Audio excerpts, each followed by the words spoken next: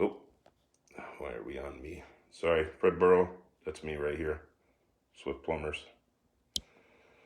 There we go. That looks better, don't it? So right here's the toilet we just pulled up. They had a handyman out and tried to save some money, but unfortunately it didn't work. A lot of times handymen will screw up plumbing.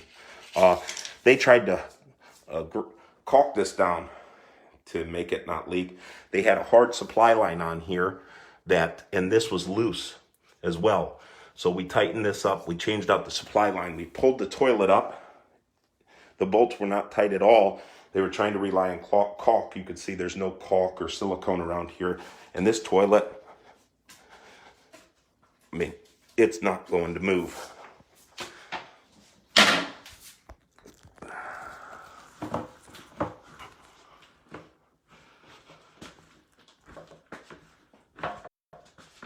You see? It's in there solid. The key to that is the type of bolts we use.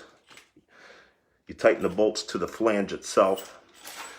Then you put the wax seal down. Then you set the toilet. Then you level it out. You use shims to level it. When I pushed on the front of the toilet, it moved forward. So we knew we needed shims down there. Put the shims on, pushed on it again, realized it's level, then tightened the bolts down. That's how you set a toilet successfully.